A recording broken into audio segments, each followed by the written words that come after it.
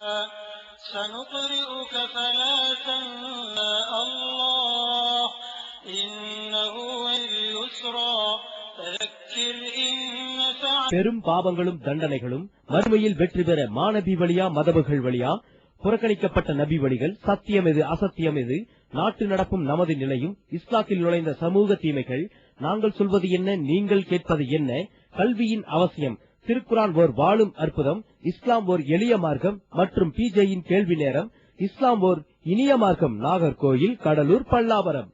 சத்திய பாதையின் அவசியம் அல்லாஹ், விஞ்ஞான வளர்ச்சியும் மனிதகுல வீழ்ச்சியும், பித்தத்தும் மௌலூது ஷரீப்பும் நன்மையின் பக்கம் வாருங்கள், பித்தத்தும் மௌலூது ஷரீப்பும் நன்மையின் பக்கம் வாருங்கள்.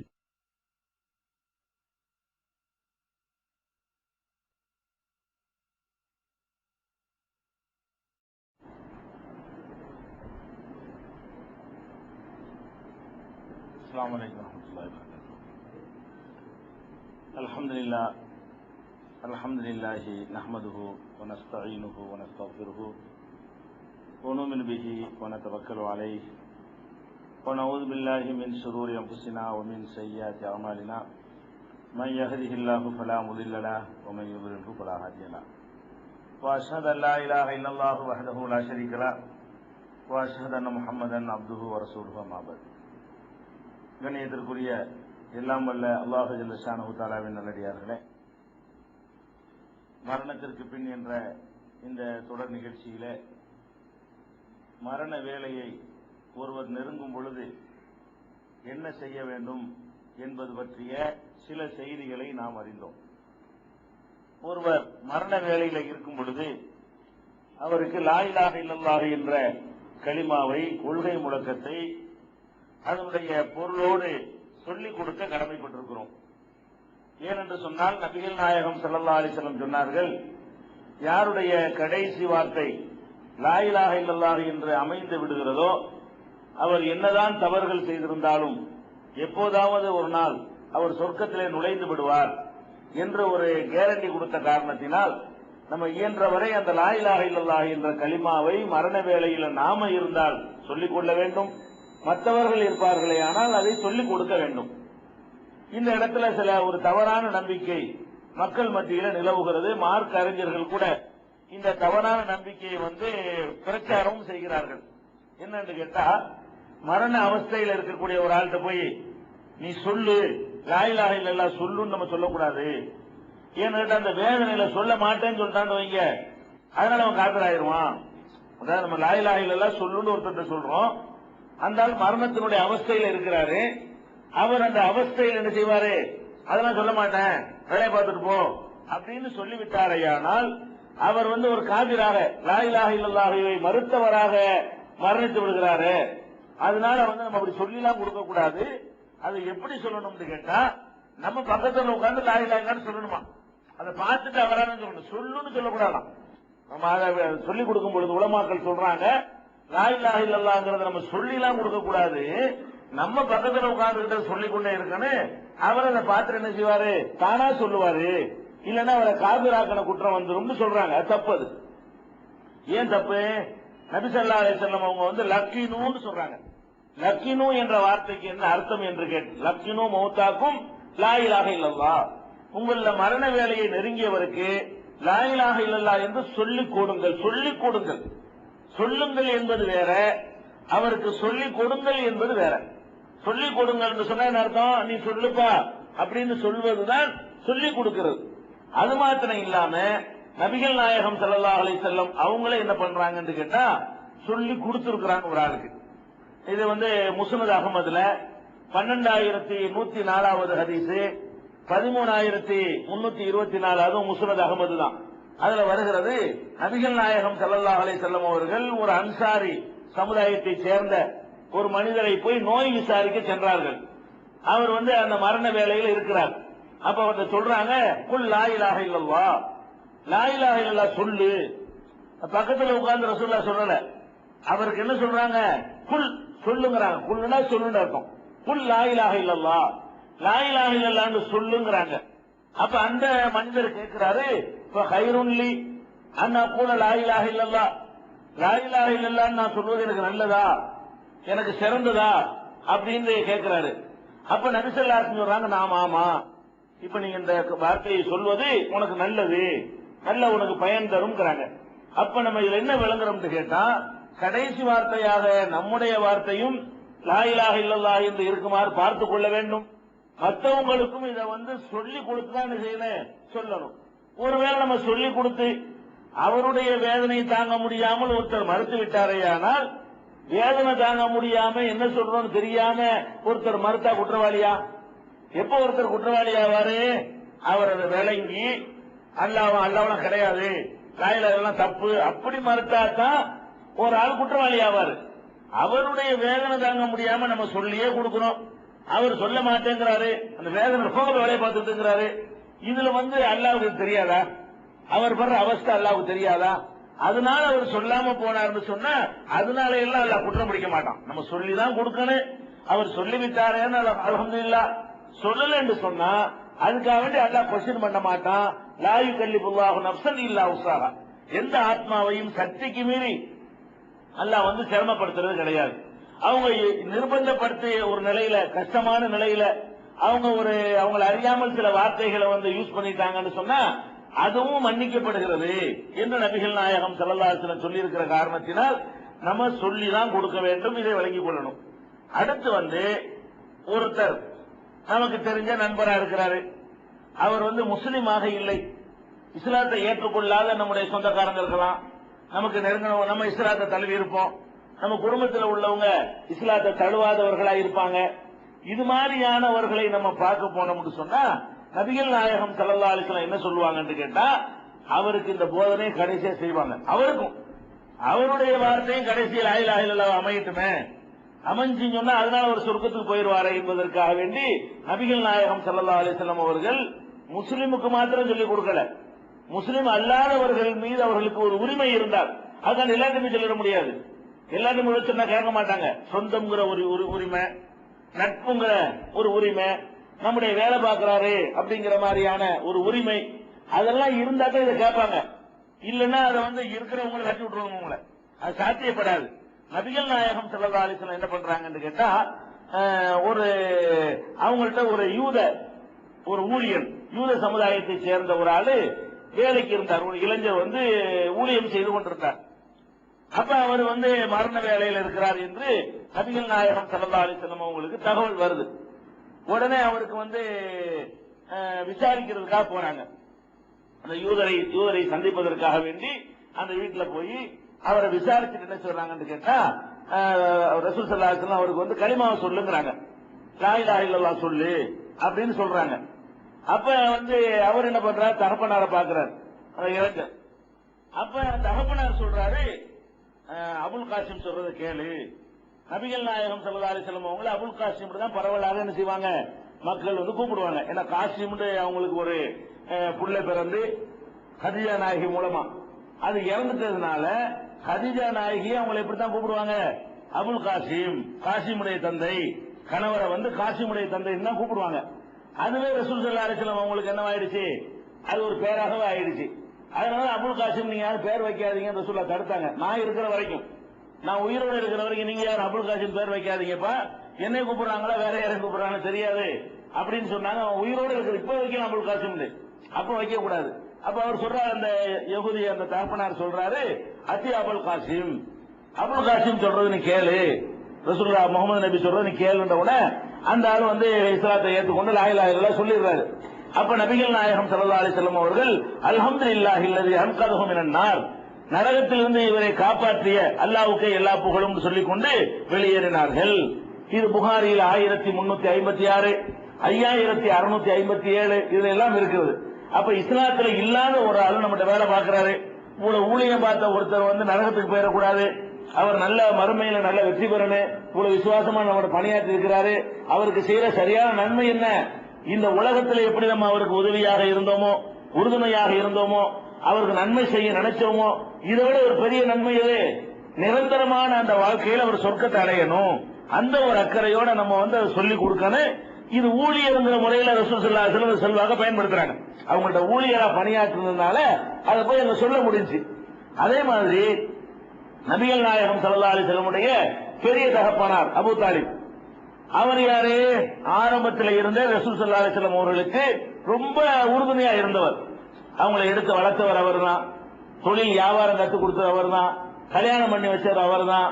அவர் வீட்டிலே ஒருவராகத்தான் ரசூல் ஸல்லல்லாஹு அலைஹி வஸல்லம் அவங்களே என்ன செய்றாங்க, அப்துல் முத்தலிப் மரணித்த பிறகு, பாட்டனார் மரணித்த பிறகு இந்த பெரிய தகப்பனார் அபூ தாலிப், அது அலி ரலியல்லாஹு அன்ஹுடைய தகப்பனார், அவங்கள்ட்ட தான் ரசூல் ஸல்லல்லாஹு அலைஹி வஸல்லம் வளர்ந்தாங்க. அது மாத்திரம் இல்லாம ரசூல் என்று நபி என்று அறிவித்த பிறகு அவங்களை எதிர்த்தவர்கள் எல்லாம் கொஞ்சம் பயந்து நின்றாங்க. ஏன்? அபூ தாலிப் இருக்கிறாரு, செல்வாக்கு பெற்ற ஒரு மனிதர் பின்னாடி இருக்கிறாரு, அவர் லேசில் விட மாட்டாரு என்று சொல்லி அபூ தாலிப் இருக்கிற வரைக்கும் ரசூல் ஸல்லல்லாஹு அலைஹி வஸல்லம் கை வைக்க முடியல யாருக்குமே. அவருக்கு பயந்து கொண்டு ரசூல் ஸல்லல்லாஹு அலைஹி வஸல்லம் அவர்களுக்கு எந்த விதமான இடைஞ்சலும் பண்ணாம சஹாபாக்களுக்கு தான் இடைஞ்சல் பண்ணிட்டு இருந்தாங்க. அவங்களை ஏற்றுக்கொண்ட மக்களுக்கு தான் இடைஞ்சல் இருந்துச்சே தவிர அவங்களை அடிக்கிறது உதைக்கிறது எல்லாம் அபூ தாலிப் இருக்கிற வரைக்கும் அவளை அதிகமா செய்ய முடியல. இப்படி பல வகையிலையும் அவர் உறுதுணையா நின்றார். அவருக்கு மரணம் வந்துருச்சு. மக்காவுல நபி ஸல்லல்லாஹு அலைஹி வஸல்லம் இருக்கிற காலகட்டத்திலேயே அவருக்கு மரணம் நெருங்கி விட்டது. கேள்விப்பட்ட ரசூல் ஸல்லல்லாஹு அலைஹி வஸல்லம் அவர்கள் நேர போறாங்க, போய் சொல்றாங்க, யா அம்மி குல் லா இலாஹ இல்லல்லாஹ், லா இலாஹ இல்லல்லாஹ் சொல்லிருங்க. பெரிய தகப்பனாரே, நீங்க இந்த கடைசி கட்டத்தில் இருக்கிறீங்க, லா இலாஹ இல்லல்லாஹ் சொல்லிட்டீங்கன்னு சொன்னா உஷ்ஹிது லக பிஹா இந்தல்லாஹ், அஷ்ஹது லக பிஹா இந்தல்லாஹ், அல்லாஹ்வுக்காக உங்களுக்காக நான் அல்லாஹ்விடத்துல நான் சாட்சி சொல்லுவேன். இஸ்லாத்தை ஏற்றுக்கொண்டாரு, யா அல்லாஹ் அவருக்கு ஏதாவது பண்ணுன்னு சொல்லி உங்களுக்காக நான் பேசுவேன் என்று ரசூலுல்லாஹ் சொல்லி பார்க்கறாங்க. பக்கத்துல அபூ ஜஹல் இருக்கான். முக்கியமான உடம்பு சரியில்லை எல்லாம் வந்திருப்பாங்கல்ல. அபூ தாலிப் உடம்பு சரியில்லைன்னு சொன்ன உடனே முக்கியமான பிரமுகர்கள் எல்லாரும் குழுமி இருக்கிறாங்க. அங்கதான் ரசூல் ஸல்லல்லாஹு அலைஹி வஸல்லம் போறாங்க. பெரிய தகப்பனார் என்ற முறையில் இதை எடுத்து சொல்றாங்க.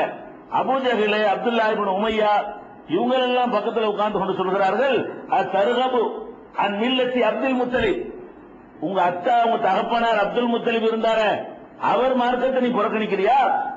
அவருக்கு அந்த திசைக்கு பிறகு சொல்றாங்க, அபூ தாலிப் சொல்றாங்க, உன் தகப்பனார் இந்த கொள்கையை ஏத்துக்கிட்டு இருந்தாரா, லா இலாஹ இல்லல்லாஹ் சொன்னாரா, அவர் எந்த கொள்கையில் இருக்கிறார், அதுல நீ மௌத்தாவியா? இந்த பேரனுக்காக வேண்டி உன்னுடைய தகப்பனாருடைய நீ சொல்ல நீ விட்டுற முடியுமா அப்படின்னு கேட்கிறாங்க. கேட்டவுடனே ரசூல் ஸல்லல்லாஹு அலைஹி வஸல்லம் செய்றாங்க, திருப்பி அத்தா நீங்க சொல்லுங்க லா இலாஹ இல்லல்லாஹ்ங்கறாங்க.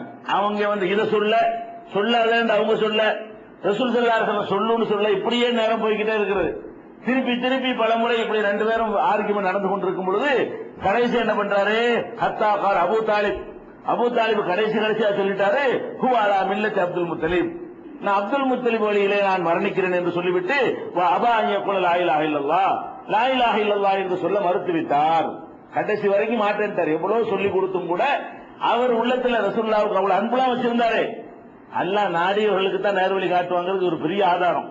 அவ்வளவு ரசூலுல்லாஹ்வுக்கு அவ்வளவு அன்பு வச்சிருந்தோம், அக்கறையோட ரசூல் ஸல்லல்லாஹு அலைஹி வஸல்லம் சொல்லியும் இந்த வார்த்தை அவருடைய உள்ளத்துல நுழையல.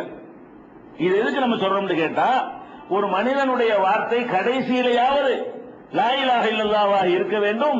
அவர் முஸ்லிம் அல்லாத வாழ்க்கை வாழ்ந்திருந்தால் கூட கடைசியாக இதை அவர் சொல்லிவிட்டாரேயானால் அதுவே அவருக்கு பயன் தரக்கூடியதாக ஆகியும். விளங்கி சொல்லணும், அர்த்தத்தை விளங்கி, அல்லாஹ் தான் கடவுள், அல்லாஹ் தவிர யாரும் இல்லைன்னு விளங்கி. சும்மா சொல்றாங்க, யாரும் சொல்லுவாங்களே, அது ஒரு மந்திரம் என்று சொல்வதாக இருந்தால் அதுல எந்த நன்மையும் கிடையாது.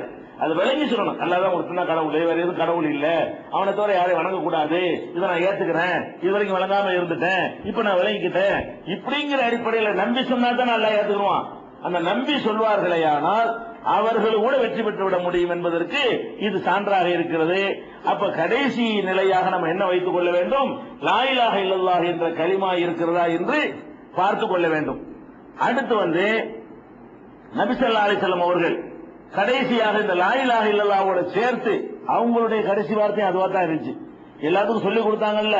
நபிகள் நாயகம் ஸல்லல்லாஹு அலைஹி வஸல்லம் கடைசியா என்ன சொல்லிட்டு மௌத்தா போனாங்க என்று பார்த்தீர்களேயானால், புகாரியில 4449, 6510 அதுல என்ன செய்யறாங்கன்னா, நபி ஸல்லல்லாஹு அலைஹி வஸல்லம் அவர்கள் ரொம்ப மூர்ச்சையாகி மயக்கமாகி தெரிஞ்சுக்கிட்டே இருக்கிறாங்க. அவங்களுக்கு தெரிஞ்சு போச்சு, நம்ம நேரம் கடைசி கட்டத்தை நம்ம அடைஞ்சிட்டோம், தண்ணி எடுத்துட்டு வர சொல்றாங்க. தண்ணி எடுத்து தொட்டு மூஞ்ச அவ்வளவு வெக்க ஜாஸ்தியா இருக்கிறது. தண்ணியை தொட்டு என்ன செய்யறாங்க, முகத்தை தொடச்சுக்கிட்டே இருந்துகிட்டு சொல்றாங்க, இப்ப ஜால யகூல் லா இலாஹ இல்லல்லாஹ், லா இலாஹ இல்லல்லாஹ் என்று சொன்னார்கள். சொல்லிவிட்டு இன்னலில் மௌத்தி சக்ராத், மௌத்துக்கு என்று ஒரு தனியான வேதனை இருக்கத்தான் செய்கிறது. லா இலாஹ இல்லல்லாஹ் சொல்லிக்கிட்டே சொல்றாங்க, மௌத்துக்கு என்று சரியான வேதனை இருக்கத்தான் செய்கிறது. சும்ம நஸப யதஹு ஜால யகூல் ஃபிர் ரஃபீகில் அலா, ரஃபீகுல் ஆலா ரஃபீகுல் ஆலான்னு சொல்லிக்கொண்டு அவர்தான் கடைசி வார்த்தை மூத்தாயிட்டு லா இலாஹ இல்லல்லாஹ் சொன்னாங்க. அதுக்கப்புறம் மிகச்சிறந்த நண்பன், இறைவன் மிகச்சிறந்த தோழன் அப்படின்னு சொல்லி அல்லாஹ்வை பற்றி புகழ்ந்தவர்களாக அப்படியே மரணித்து விட்டார்கள். அவங்கள்ட்ட இருந்து வந்த கடைசி வார்த்தை ஏதான்? லா இலாஹ இல்லல்லாஹ் அர் ரஃபீகுல் ஆலா. ஒரு சில ரிவாயத்துல அல்லாஹும்ம அர் ரஃபீகுல் ஆலா, இன்னொரு சில அறிவிப்புகள்ல ஃபிர் ரஃபீகுல் ஆலா, மிகச்சிறந்த நண்பனை நோக்கி நான் போய்கிட்டு இருக்கிறேன் அப்படின்னு சொல்லிக்கொண்டே நபி ஸல்லல்லாஹு அலைஹி வஸல்லம் அவர்கள் கடைசி வார்த்தையாக லா இலாஹ இல்லல்லாஹ் என்ற கலிமாவை மொழிந்தவர்களாக மரணித்திருக்கிறார்கள். இதுல நம்ம கூடுதல் கவனம் செலுத்த வேண்டும். இந்த கடைசி நேரங்கள்ல நம்ம அந்த மாதிரியான அந்த கலிமாவை சொல்வதற்கான ஈடுபாடுகளையும் கவனத்தை மேற்கொள்ள வேண்டும். இது முக்கியமான விஷயம். அடுத்ததாக மரண வேளையில் இருக்கக்கூடியவர்களுக்கு முக்கியமான நம்ம மரண வேலையை அடைஞ்சிட்டோம்னு வைங்க, நம்ம ஒரு முக்கியமான ஒரு அறிவுரையை குடும்பத்தாருக்கு சொல்லணும். இது எல்லா நபிமார்களும் தங்களுடைய குடும்பத்தாருக்கு சொல்லிட்டு போன அறிவுரை. அது என்ன அறிவுரை? குடும்பத்துக்கு சொத்தை பத்தி நம்ம அறிவுரை சொல்லுவோம். அவனுக்கு இவ்வளவு கொடுக்கணும், அவனுக்கு அவ்வளவு கொடுக்கணும், அதுல இவ்வளவு போட்டிருக்கேன், இவ்வளவு போட்டிருக்கேன், அந்த இடத்துல இத்தனை நேரம் வாங்கி வச்சுக்கிறேன், இவ்வளவு தங்கங்க வச்சுக்கிறேன், இங்க இப்படி எல்லாம் சொல்லிட்டு போவோம். இதெல்லாம் சொல்லலாம், தப்பு இல்லை, இதெல்லாம் சொல்ல வேண்டியதுதான். இதோட சேர்த்து முக்கியமா சொல்லணும், ஏகத்துவத்தை சொல்லிட்டு போகணும். இந்தாப்பா கடைசி வரைக்கும் உங்களுக்கு நான் அறிவுரை சொல்றேன், கடைசி வரைக்கும் இந்த ஓரிரை கொள்கையில தடம்புரலாம இருங்க, அல்ல ஒருத்தந்தாங்கிற நம்பிக்கைக்கு பங்கம் வராம உங்களுடைய வாழ்க்கை அமைச்சுக்கிறீங்க என்று சொல்லி கடைசி நேரத்தில் நம்ம என்ன வசியத்து பண்ணணும்? குடும்பத்தார்களுக்கு பெரியவங்களா இருக்கிறவங்க மௌத்தா போனோம்னு சொன்னா கடைசி நேரத்தில் எல்லாத்தையும் கூப்பிட்டு வைத்துக் கொண்டு நீங்க எதை வணங்க போறீங்க, எப்படி உங்க வாழ்க்கையை அமைச்சுக்கிற போறீங்கன்னு சொல்லி இது மாதிரியாக இறுதி வசியத்தாக ஏகத்துவ கொள்கையை சொல்லிட்டு போகணும். இது ஒரு முக்கியமான ஒரு கடமை. இது எங்க இருந்து வழங்குதுன்னு கேட்டா, திருமறை குர்ஆன்ல பக்ராவுல 2வது சூறாவுல 133வது வசனத்தில் அல்லாஹ் சொல்லுகிறான், அம் குன்தும் ஷுஹதா இத் ஹலர யாக்கூப் அல் மௌத்.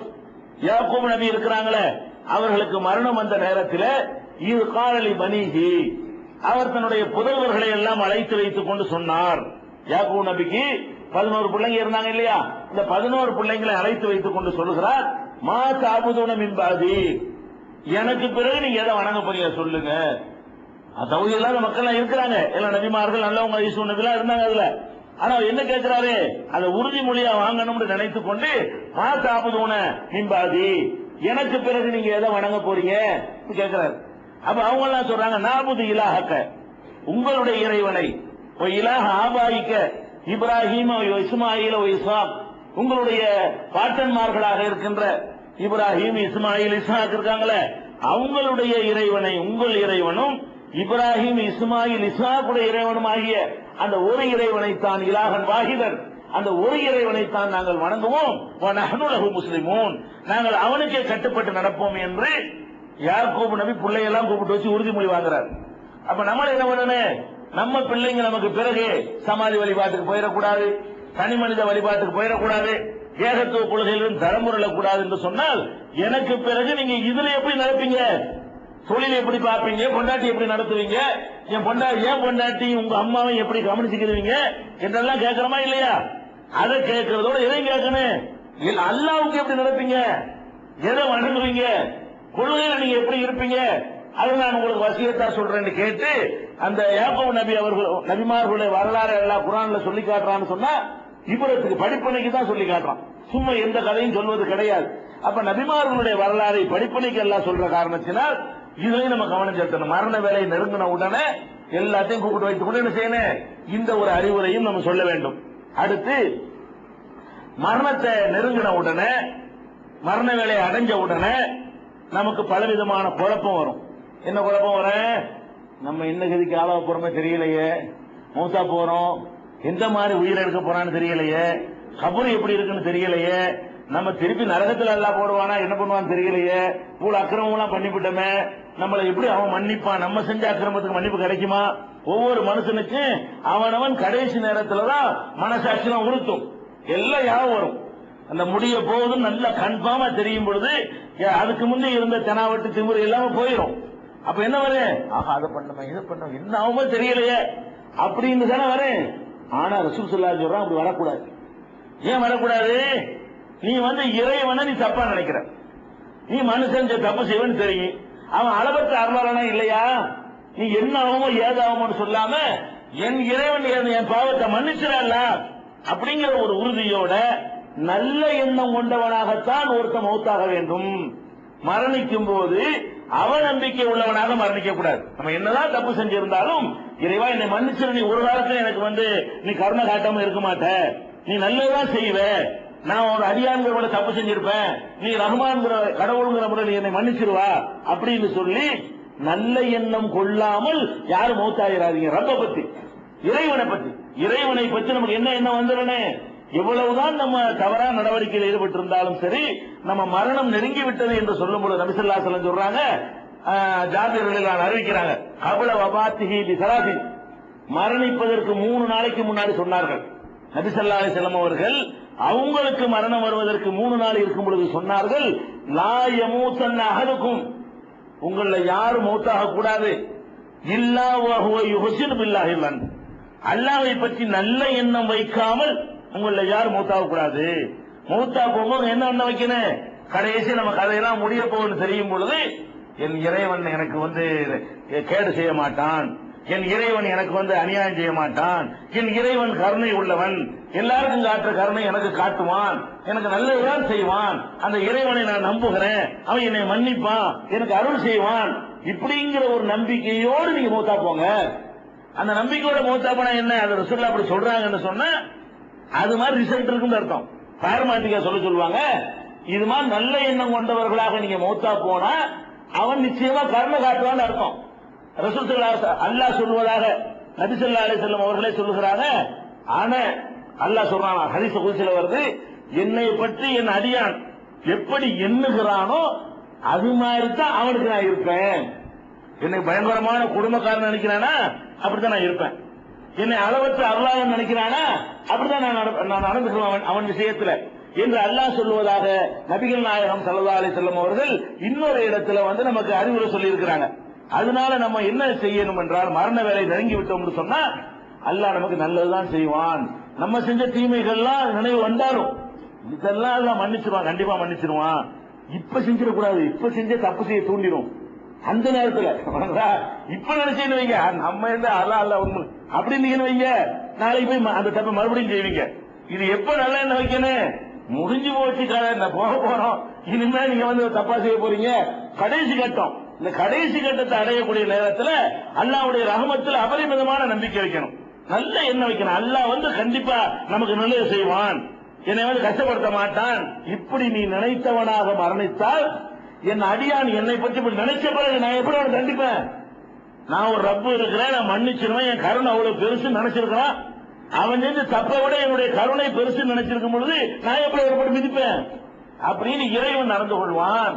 அதனால நம்ம என்ன செய்யணும், அல்லாஹ்வின் மீது நல்ல எண்ணம் வைக்கணும், ரஹமத்தின் மீது. இப்ப வச்சிடக்கூடாது, இப்ப பயமும் நம்பிக்கையும் கலந்திருக்கணும். ரசூல் ஸல்லல்லாஹு அலைஹி வஸல்லம் உலகத்துல நம்ம வாழ்க்கை மிச்சம் இருக்குது அப்படின்னு நினைக்கும் பொழுது நம்ம எப்படி நினைக்கணும், மிதிச்சாலும் மிதிச்சு போறான், மன்னிச்சாலும் மன்னிப்பான், இப்படி இருக்கணும். இப்போ நம்ம எப்படி வாழணும், அல்லாஹ் தண்டிச்சாலும் தண்டிப்பான், மன்னிச்சாலும் மன்னிப்பான், வேதனைப்படுத்தினாலும் படுத்துவான், நரகத்தில் போட்டாலும் போடுவான், சொர்க்கம் தந்தாலும் தருவான். அப்படின்னு ஹவுஃபும் ரஜா, அதாவது நம்பிக்கையும் இருக்கணும், அச்சமும் இருக்கணும். இப்படியா தான் நம்மளை வாழ சொல்றாங்க ரசூல் ஸல்லல்லாஹு அலைஹி வஸல்லம். ஆனால் சாவுற நேரத்தில் என்ன செய்யணும், முழுக்க முழுக்க நல்ல எண்ணம் வச்சுட்டு போயிடணும். முழுக்க முழுக்க அல்லாஹ்வுடைய ரஹமத்தின் மீது நல்ல எண்ணம் வைக்க வேண்டும். இதை சொல்லி கொடுக்கணும். நம்மளுக்கு அப்படி இருந்தால் நம்ம அந்த எண்ணத்தை வைத்துக் கொள்ள வேண்டும். நம்முடைய வீட்டில் முதியவர்கள் இருப்பார்களே, ஆனால் நீங்க என்ன செஞ்சாலும் பரவாயில்லை, அல்லாஹ் அப்படி மனக்கண்ணில் கொண்டு அல்லாஹ் இதெல்லாம் நீ மன்னிச்சிரு, நீ கருணையாளன், உன்னை விட்டா யாரு கருணை செய்ய போற, இப்படியே உங்க மனசுல எண்ணத்தை வளர்த்துக்கிறங்க அப்படின்னு சொல்லி முதியவர்கள் இருப்பார்களே, ஆனால் இந்த எண்ணத்தை உருவாக்குற மாதிரி நம்ம என்ன செய்யணும், சொல்லிக் கொடுக்கணும். நாமே அந்த நிலையில் இருப்போமே, ஆனால் அந்த எண்ணத்தை நம்ம என்ன செய்ய, நமக்கு நாமே உருவாக்கி கொள்ள வேண்டும். இது ஒரு முக்கியமான ஒரு விஷயம். அடுத்த விஷயம், இறந்துட்டாருன்னு வைங்க, உலகம் ஆயிடுச்சு, நம்ம இறந்துடுறோம். இறந்த பிறகு என்ன செய்யணுங்கிறதுக்கு முன்னாடி இந்த இறப்புல பல வெரைட்டி இருக்கிறது. அதை வச்சுக்கிட்டுலாம் நிறைய விமர்சனங்கள்லாம் செஞ்சுக்கிட்டு இருக்கிறாங்க. பலவிதமான மௌத்து இருக்குது. சில ஆளுக்கு என்ன செய்வாங்க, நோயிலே படுத்த படுக்கையா கிடந்து 6 மாசம் 1 வருஷம் 10 வருஷத்துக்கு வரைக்கும் கிடந்து மௌத்தா போவாங்க. சில ஆளுக்கு 3 மாசம் நோய்வாய்ப்பட்டு மௌத்தா போவாங்க. சில ஆளுகளுக்கு திடீர்னு ஒரு நோய் இருப்பது தெரிய ஏதோ 1 வாரம் 10 நாள் அவகாசம் கொடுத்து அப்படி உயிர் போறவங்க எல்லாம் இருக்கிறாங்க. இது இல்லாம திடீர்னு மரணம் வர்றதெல்லாம் இருக்கு. போய்கிட்டே இருக்கும், கட்டான நினைச்சு விழுந்துரும், போய் சேர்ந்துருவாங்க. ஒரு சுனாமி வரும் ஆளுக்கு போயிருவாங்க, கார் ஆக்சிடென்ட்ல போய் சேர்ந்துருவாங்க. அப்ப நம்ம எதிர்பார்த்திருப்பானா? கார்ல போயிட்டு இருக்கிறவன் அரை மணி நேரத்துக்கு முன்னாடி 1/4 மணி நேரத்துக்கு முன்னாடி நம்ம கதை இதோட முடிய போகுது நம்ம நினைச்சு பார்த்திருப்பானா? நினைச்சு பார்த்திருக்க மாட்டான். அப்ப நம்ம குளத்துல போய் மூழ்கிறான், கடல்ல போய் நீச்சல் அடிக்கன்னு போறான், போனமா வந்து திரும்புறான். அப்ப இந்த மாதிரி எல்லாம் வந்து மூழ்கி சாவுறவன், தீ எரிஞ்சு சாவுறவன், இடிஞ்சு சாவுறவன், விபத்துல சாவுறவன், கலவரத்துல சாவுறவன், சுனாமி போன்ற இயற்கை சீற்றங்கள்னால சாவுறவன், இப்படி எல்லாம் அறிவிப்பு இல்லாமல், அறிகுறி இல்லாமல், எந்த விதமான முன்னேற்பாடும் நம்ம செய்து கொள்ளாமல் இப்படி எல்லாம் மரணம் வருகிறது. இதை பத்தி மக்கள் மத்தியில் என்ன சொல்றாங்க? கெட்ட மூத்து இது. அப்படி நம்பிக்கை இருக்கா? கார்ல போய் ஆக்சிடென்ட் ஆயிட்டாங்களே, நரகம் தான், உங்க ஜட்ஜ்மெண்ட் பண்ணிடுவா. என்னது ஆக்சிடென்ட் ஆயிட்டாங்களே, இது மகா கெட்ட மூத்து அப்படின்பா. வீட்டுல படுத்துக்கிறது பொத்தனை இருக்கு. அப்ப நினைச்சேன் இவனுக்கு இப்படித்தான் மூச்சு வரும்னு நினைச்ச சொல்லுவா. மூத்து இப்படித்தான் இவனுக்கு வரும்னு நினை. அப்ப இந்த மாதிரி மூத்தா போனா என்னவா? அது கெட்டது அப்படிங்கிற மாதிரி ஒரு எண்ணம் இருக்கு மக்கள் மத்தியில. அந்த மௌத்து எப்படி ஒருத்தருக்கு வருது என்பதை வைத்து என்ன செய்வாங்க? அவனுடைய மறுமையை தீர்மானிக்கக்கூடிய ஒரு நிலைமை எல்லாம் இருக்கிறது. அதனால இப்ப மௌத்துக்கு பிறகு செய்யறதுக்கு முன்னாடி இந்த மௌத்துக்கு முந்தைய உள்ள காரியத்தெல்லாம் செஞ்சிடறோமா? இந்த மௌத்தை பற்றி நம்ம விமர்சனம் எப்படி இருக்க வேண்டும்? நம்ம மௌத்தா, நம்மளுக்கு அந்த மாதிரி மௌத்து வந்து விட்டால் நம்ம குடும்பத்தார்கள் அதை எப்படி எடுத்துக்கொள்ள வேண்டும்? நம்ம குடும்பத்தில் உள்ளவங்களுக்கு அந்த மாதிரியான மௌத்து வந்து விட்டால் அதை எப்படி நம்ம எடுத்துக்கொள்ள வேண்டும் என்றால் அதுக்கு 2 விதமான கருத்துலையும் ஹதீசுகள் வருவதை நம்ம பார்க்கிறோம். எப்படி பார்க்கிறோம்?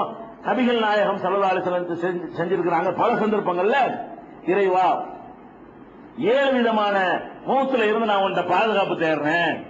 ரசூல் ஸல்லல்லாஹு அலைஹி வஸல்லம் அவங்க துஆ செய்யறாங்க. எப்படி துஆ செய்யறாங்க? இறைவா, மேல உருண்டு விழுந்து சாவுறாங்கல்ல, ஒரு மலையில ஏறுறோம், உருண்டு விழுந்துடுறோம், படியில ஏறுறோம், அப்படி பரட்டி விட்டு உருண்டு வந்து சாவுறோம். அப்ப மேலே இருந்து உருண்டு வந்து சாவுறமே, அது மாதிரியான அல்லாஹும்ம இன்னி அஊதுபிக்க மினத் தரத்தி, மேல இருந்து உருண்டு விழுந்து சாவுறதை விட்டும், வல் ஹதமி இடிந்து விழுந்து சாவுறது, உருண்டு விழுவோம், படுத்து கிடப்போம், செவரம் முகடம் இடிஞ்சு நம்ம மேல விழுந்து நம்ம செத்துருவோம். அந்த மாதிரி இடிந்து விழுந்து சாவுறதை விட்டும், வல் கர்கி மூழ்கி சாவுறதை விட்டும், குளத்தில் குளிக்க போறோம் மூழ்கி செத்து போயிடும் நீச்சல் தெரியாம, அல்ல வல் ஹரீகி தீயில எரிந்து சாவுறதை விட்டும் நான் உன்னிடத்தில் பாதுகாப்பு தேடுகிறேன். அஊதுபிக்க ஐயத்த ஹப்பத்தனிய ஷைத்தான் இந்தல் மௌத், என் மரணத்தின் நேரத்தில் ஷைத்தான் என் மூளையை குழப்பி விடாமல் இருப்பதற்கு. கடைசி நேரத்தில் உலர ஆரம்பிச்சிருவாங்கல்ல, நிறைய பேர் பாத்தீங்கன்னா நல்லா இருந்துட்டு இருப்பாங்க, மூத்தாயிருவாங்க வந்தவன ஒண்ணு கிட கொண்டு பேசுவாங்க, அவ மூளை குழப்பம் ஏற்பட்டுறது. இந்த மூளை குழப்பம் ஏற்படுவதை விட்டு உன்னிடத்தில் பாதுகாப்பு தேடுகிறேன். அஊதுபிக்க அன் அமூத்த பி சபீலிக்க முதுபிரன், உன்னுடைய பாதையில களமிறங்கி நான் வந்து போராடுகிற நேரத்தில் முதுகை காட்டியவனாக மூத்தாவது பாதுகாப்பு தேடுகிறேன். முதுகை காட்டக்கூடாது, முதுகை காட்டின ஓடும் போது சாவுறதுங்கிறது அது மாதிரி செய்யக்கூடாதான். அஊதுபிக்க அன் அமூத்த லதீகன், விஷஜந்துகளால் கொட்டப்பட்டு சாவுறதை விட்டும் பாதுகாப்பு தேடுகிறேன்.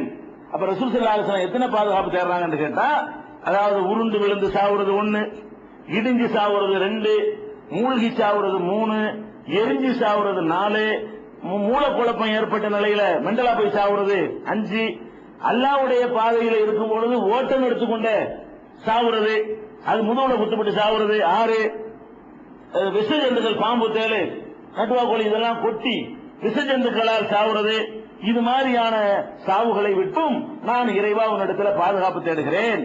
இது சுனன் நசையில 5436, 5437, அதே மாதிரி 1328 அபூதாவுது, முஸ்னத் அகமதுல 14975. இதுல எல்லாம் என்ன வருதுன்னா, இந்த மாதிரி மௌத்தை விட்டு ரசூல் ஸல்லல்லாஹு அலைஹி வஸல்லம் பாதுகாப்பு தேடி இருக்கிறாங்க. இதை வச்சுக்கிட்டு தான் நான் சொன்னக்கூடிய இந்த விமர்சனங்கள்லாம் இப்படிலாம் வந்திருக்குல்ல. இடிஞ்சு சாவுறதை விட்டு ரசூல் ஸல்லல்லாஹு அலைஹி வஸல்லம் பாதுகாப்பு தேடி இருக்கிறாங்கல்ல.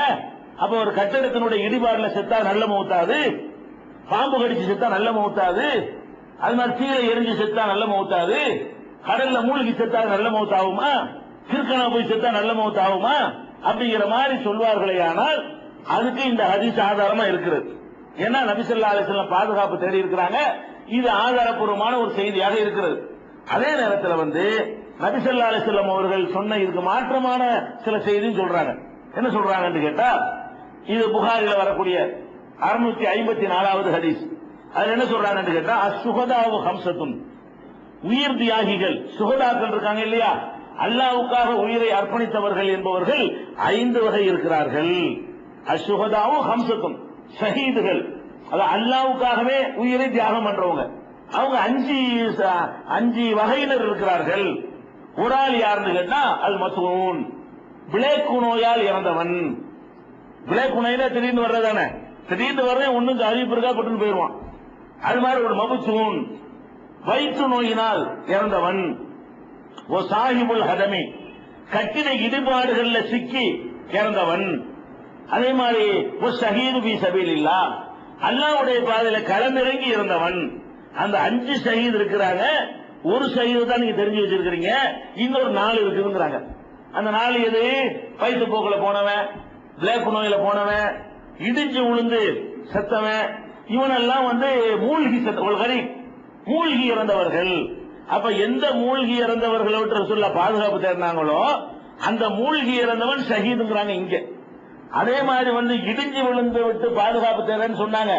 ஆனா இங்க என்ன சொல்றாங்க? கட்டட இடிபாடுகள்ல விழுந்து இறந்துட்டான்னு சொன்னா அவன் ஷஹீதுங்கிறாங்க. இது நல்ல மூத்தா கெட்ட மூத்தாப்ப? பாதுகாப்பு தேடினதை வச்சு பாத்தீங்கன்னு சொன்னா கெட்டது மாதிரி தெரியுது. அவன் ஷஹீதுங்கிறத வச்சு பாத்தீங்கன்னு சொன்னா கண்டிப்பா அவன் மறுமையில வெற்றி பெற்றுவான. ஷஹீத் உயிர் தியாகம் பண்ண மறுமையில் என்ன செய்வான்? கண்டிப்பா சொர்க்கம் போயிருவான். அப்ப அப்படி ரசூல் ஸல்லல்லாஹு அலைஹி வஸல்லம் பாராட்டினார்கள் என்ற செய்தியை புகாரியில 654வது ஹதீஸ்ல நீங்கள் பார்க்கலாம். அதே மாதிரி இன்னொரு ஹதீஸ்ல வருகிறது, நபி ஸல்லல்லாஹு அலைஹி வஸல்லம் அவர்கள் கேட்கிறாங்க, மா தஅதுன ஷுஹதா ஃபீக்கும், உங்கள நீங்க ஷஹீதுன்னு யாரை நினைக்கிறீங்க? கேள்வி போடுறாங்க ரசூல் ஸல்லல்லாஹு அலைஹி வஸல்லம். அப்ப சஹாபாக்கள் சொல்றாங்க, அல்லது யுகாத்திலு வ யுக்தலு ஃபீ சபீலில்லாஹ், அல்லாஹ்வுடைய பாதையில களமிறங்கி போராடி கொல்லப்படுறான அவன் தான் என்று ரசூல் ஸல்லல்லாஹு அலைஹி வஸல்லம் சொல்றாங்க. சஹாபாக்கள் சொல்றாங்க. அப்ப ரசூல் ஸல்லல்லாஹு அலைஹி வஸல்லம் சொல்றாங்க, அப்படி பாத்தீங்கன்னு சொன்னா நம்ம என் சமுதாயத்துல சுகதாக்கள் ரொம்ப கம்மியாவது போயிருவாங்க. இப்படி பாத்தீங்கன்னா அல்லாஹ்வுடைய பாதையில கொல்லப்பட்டவங்க தான் ஷஹீதுன்னா எவ்வளவு பேர் இருப்பான்? இந்த காலத்துல யாருமே இல்லை. இப்ப இருக்கிற காலகட்டத்தில் ஒருத்தம் கூட அப்படி கிடைக்காது. அப்ப ரசூல் ஸல்லல்லாஹு அலைஹி வஸல்லம் சொல்றாங்க, இன்ன ஷுஹதா உம்மத்தி இதன்ல கலீலும், அப்படி பாத்தீங்கன்னா என் உம்மத்துல ரொம்ப கம்மியா போயிருவாங்களே, இது மட்டும் கிடையாது அப்படின்னு சொல்லிட்டு ரசூல் ஸல்லல்லாஹு அலைஹி வஸல்லம் சொல்றாங்க, அல் கத்தீலு ஃபீ சபீலில்லாஹி ஷஹீதுன், அல்லாஹ்வின் பாதையில் கொல்லப்பட்டவனும் ஷஹீது தான். ஒல் மஸ்ஊன் ஷஹீதுன், பிளேக் நோயில் இறந்தவனும் ஷஹீது தான். ஒல் மபுத்தூன் ஷஹீதுன், வயிற்றுப்போக்கில் இறந்தரான அவனும் ஷஹீது தான். ஒல் மராத்து தமூத்து பி ஜும்ஐன் ஷஹீதுன், குழந்தையை பெறும் பொழுது ஒரு பெண் இறந்துடுறாள், பிரசவத்துல பிரசவிக்கிற நேரத்தில் ஒரு பெண் இறந்து போயிடுறாள், அவ கூட ஷஹீது தான் என்று நபி ஸல்லல்லாஹு அலைஹி வஸல்லம் அவர்கள் சொல்றாங்க. இது முஸ்னத் அஹ்மதுல 21628வது ஹதீஸ்ல இருக்கிறது. அதே மாதிரி சொன்னாங்க நபி ஸல்லல்லாஹு அலைஹி வஸல்லம் அவர்கள், அத்தாவுனு ஷஹாதத்துல் லிகுல்லி முஸ்லிமின், பிளேக் நோய் ஒவ்வொரு முஸ்லிமுக்கும் அது ஷஹாதத்து பதவியை பெற்று தரும். உயிர் தியாகம் என்ற ஷஹீதுங்கிற ஷஹாதத்துல ஷஹீத் என்ற பதவியை பெற்றுத் தரும் என்று ரசூல் ஸல்லல்லாஹு அலைஹி வஸல்லம் சொன்னதாக புகாரியில 2830 5732வது ஹதீஸ்கள் எல்லாம் நம்ம பார்க்கிறோம். அப்ப இது என்ன வருது? நபி ஸல்லல்லாஹு அலைஹி வஸல்லம் அவர்கள் சில வகையான மரணங்களை விட்டு பாதுகாப்பு தேடினாங்க, அது ஒரு வகை. அதே நேரத்தில் அப்படி யாராவது மரணித்து விடுவார்களே ஆனால் அவங்களுக்கு உயர்ந்த அந்தஸ்து கிடைக்கும், ஷஹீது என்ற ஒரு உயர்ந்த பதவிதான் கிடைக்குமே தவிர இந்த மௌத்தினால ஒரு பாதிப்பு ஏற்பட்டாது அப்படிங்கிற மாதிரி ரசூல் ஸல்லல்லாஹு அலைஹி வஸல்லம் சொல்லி இருக்கிறாங்க. அப்ப இது ரெண்டையும் இணைச்சு நம்ம உழைக்கணும். பாதுகாப்பு தேடுனதுங்கிறது எதுக்கு தேடுறாங்கன்னா அதுல நம்ம சிலரை இழப்போம். எப்படி இழப்போம்?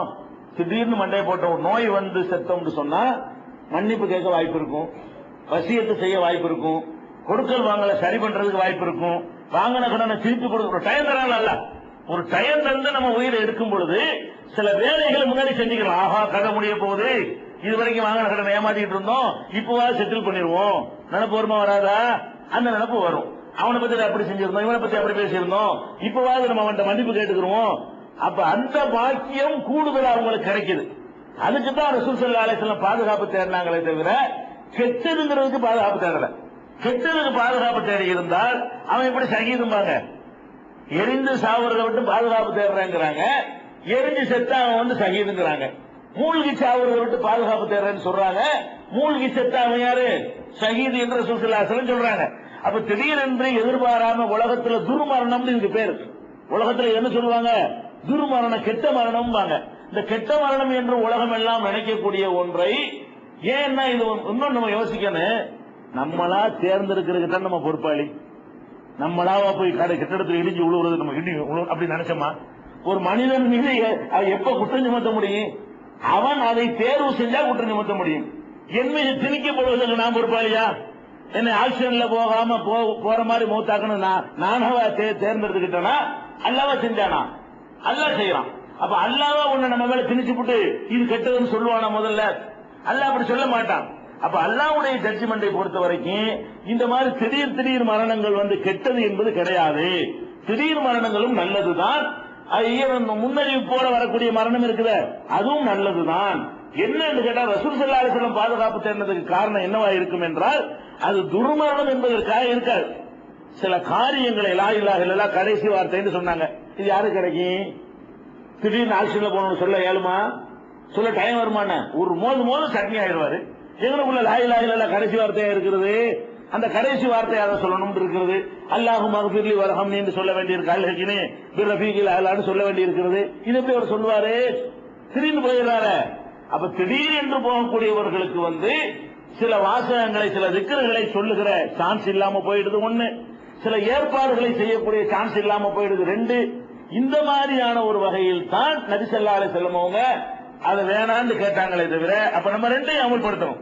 நம்ம இப்படி கேட்கணும், இறைவா இது மாதிரி எல்லாம் திடீர்னு வர வச்சிடாத.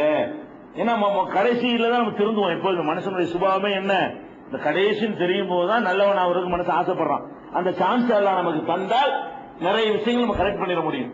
நம்ம என்னென்ன தப்புகள்லாம் பண்ணிருக்கிறோமோ கரெக்ட் பண்ணிட முடியும். நம்மளும் அது மாதிரி யாரெல்லாம் அந்த திடீர் மரணம் தந்துடாதுன்னு கேட்கணும். தந்துட்டான்னு வைங்க, இது அவுட்டுவேன் அப்படின்னு சொல்லக்கூடாது. அதை கேட்கவும் செய்யணும். இப்படி வந்து விட்டது என்று சொன்னால் விமர்சிக்காமல் இருக்கணும். நம்ம என்ன கேட்கணும்? ரசூல் ஸல்லல்லாஹு அலைஹி வஸல்லம் எப்படி கேட்டாங்களோ அதே மாதிரி நம்ம இதை கேட்கக்கூடாது. அல்லாஹ் என்னை மூழ்கடிக்க வச்சு சாவடிச்சிரு, என்னை கடலை கொண்டை போட்டு சாவடிச்சிரு, என்னை கார் ஆக்சிடென்ட்ல சாவடிச்சுன்னு கேட்கக்கூடாது. நம்ம என்ன கேட்கணும்? நபி ஸல்லல்லாஹு அலைஹி வஸல்லம் எதை விட்டு பாதுகாப்பு தேடினார்களோ அதை விட்டு பாதுகாப்பு தேடணும். அதுக்கு மிஞ்சி அல்லாஹ் நமக்கு அதை தருவானையானால் நன்மை. அல்லாஹ் நன்மை தான் செய்யறான், அல்லாஹ் கெட்டது செய்யல அப்படின்னு நினைச்சுக்கிற அடுத்த ஆட்களுக்கு இப்படி ஏற்பட்டு விட்டால் விமர்சனம் பண்ணிடக்கூடாது. ஆக்சிடென்ட்ல மௌத்தா போனா நரகம் தான் சொல்லிடக்கூடாது. அது மாதிரி சுனாமில இறந்து போனவங்க எல்லாம் கெட்டவங்க, அதனால சுனாமி வந்துருச்சு அப்படி சொல்லக்கூடாது. மரணங்கள் இதெல்லாம் ரஹமத்துங்கிறாங்க ரசூல் ஸல்லல்லாஹு அலைஹி வஸல்லம். இதை நம்ம இந்த முரண்பாடு இல்லாத வகையில இதை ஒரு பேலன்ஸாக புரிந்து கொள்ள வேண்டும். இது ஒரு மேட்ரு. அடுத்தது என்ன? இந்த திடீர் மரணம் நபிகள் நாயகம் ஸல்லல்லாஹு அலைஹி வஸல்லம் காலத்திலேயே நிறைய பேருக்கு திடீர் மரணம் ஏற்பட்டிருக்கிறது. அதாவது எந்த ஒரு வசியத்தும் பண்ணாம, எந்த ஒரு செய்தியும் சொல்ல முடியாம புட்டுன்னு போயிடுறது. திடீர்னு இருக்கிற மாதிரி போயிடுவார், உட்கார்ந்த மாதிரி போயிடுவார். இப்படி எத்தனையோ சஹாபாக்கள் இது மாதிரி ஆயிருக்கிறாங்க. அப்ப சஹாபாக்கள் கட்டுக்கொண்டு ஆயிருவாங்களே, அந்த மாதிரி எவ்வளவு சஹாபாக்கள் மௌத்தாயிருக்கிறாங்க. இப்ப நம்ம காலத்தில் எப்படி பலதரப்பட்ட மௌத்துகள் ஏற்படுதோ அதே மாதிரி ரசூலுல்லாஹ் காலத்துல தானே ஏற்பட்டிருக்கு. நம்ம காலத்தில் நோய்வாய்ப்பட்ட 10 பேர் மௌத்தா போவான், புற்றுநோய் 4 பேர் மௌத்தா போவான், ஹார்ட் அட்டாக்ல 4 பேர் மௌத்தா போவான், ஒரு தீராத நோயில ஒரு மௌத்தா போவான், கடல்ல உளுந்து எத்தனை பேர் மௌத்தா போவான். இந்த மாதிரியான மேட்டர்கள் எல்லாம் எல்லா காலத்திலும் இருக்குது. எல்லா காலத்திலும் எல்லாருக்கும் இந்த மாதிரியான மரணங்கள் பல வெரைட்டியில் வந்திருக்கிறது. உதாரணத்துக்கு சொல்வதாக இருந்தால் நபிகள் நாயகம் ஸல்லல்லாஹு அலைஹி வஸல்லம் அவர்கள்ட்ட ஒரு மனிதர் வருகிறார். அவர் சஹாபி தான்.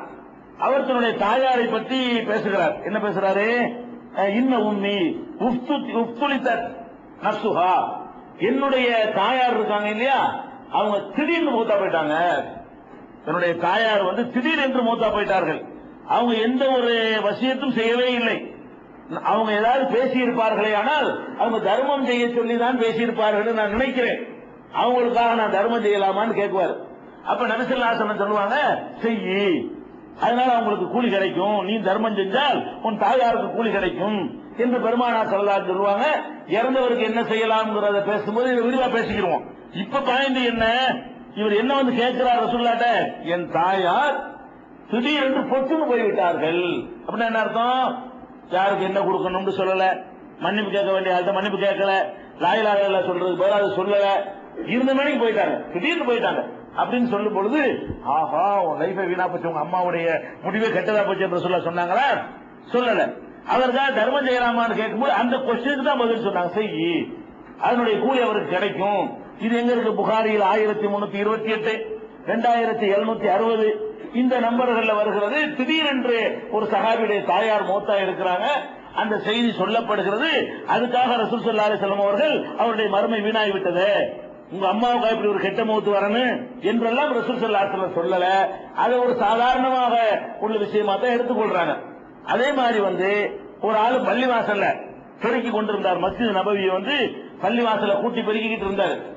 அவர் திடீர்னு மௌத்தா போயிட்டார். ராத்திரி வரைக்கும் பெருக்கி இருப்பார், திடீர்னு மௌத்தா போயிட்டாரு. காலையில பார்த்தா காணா, எங்கப்பா ஆளுன்னு கேட்கிறாங்க. அப்ப ஒரு ராத்திரில ஒரு இரவுல நடந்திருக்கு மௌத்து.